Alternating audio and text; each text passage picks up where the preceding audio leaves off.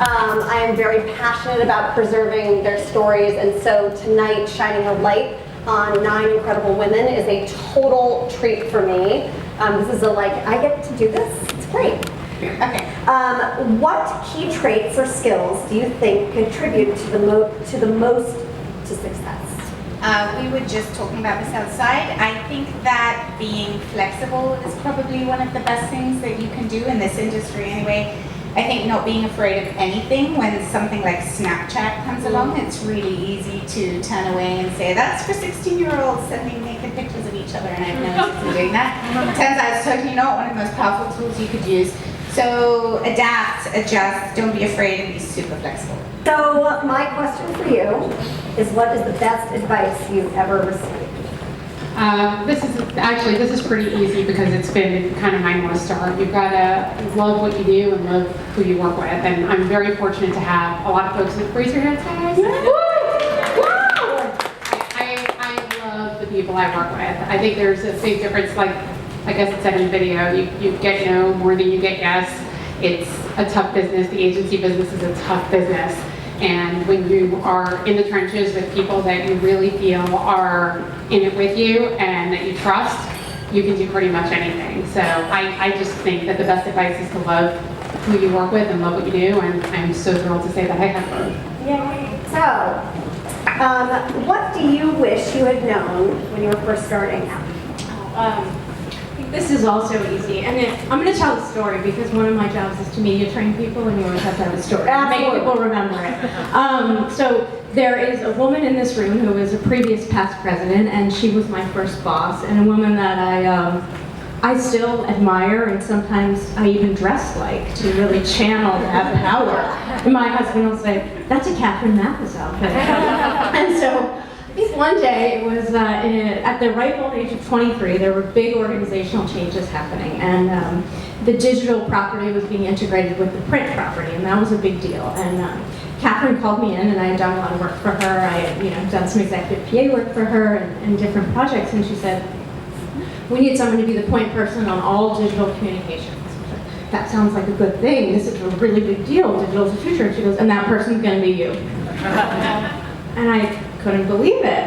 And she said, "Well, I know you're going to do a great job. I know you're going to work hard for me, and I know you're going to make me proud." And I had no idea what was going to be thrust upon me, but the lesson was, in chaos comes great opportunity.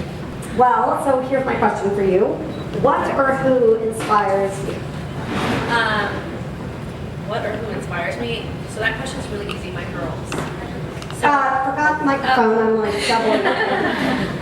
So my girls at Girls Who Code are the ones who really inspire me. And I feel very blessed to be able to wake up every day and be around these super creative young girls. What's the best piece of advice you've ever received? It's interesting. I will follow in the tradition of telling a story. Great, that's a good friend. I reached out to one of my mentors for some feedback on my work one day. It was someone that I value tremendously, and I said, I really need some guidance on what I'm doing. And I expected her to talk to me about my work, or my writing, my on-camera presence, something. And her question to me was, in terms of her feedback, who have you had lunch with lately? Who are you developing relationships with? Who are you building relationships with? Who knows about you beyond work? Who knows what your interests are and what your family's like? And she spoke to me for an hour and a half. And the conclusion of that conversation was, relationships are everything. If you focus on building relationships, revealing yourself to people, getting to know about people, everything else will fall into place. And I found that to be true over and over and over again, that if you just work on building and maintaining good relationships, everything else will figure itself out. But my real question for you is, so what was your aha moment? My aha moment. I think one of many aha moments, which still occur all the time, of course, was in a former life before I was writing fiction full-time. When I was writing my first 2 novels, I worked at the New York Times as a researcher for Bob Herbert, one of the op-ed columnists. And I would also write for the paper. And I remember the first time I was asked to review a book for the New York Times, I was absolutely terrified to my core. I thought, I can't do this. I don't have the authority to do this. It's not for me.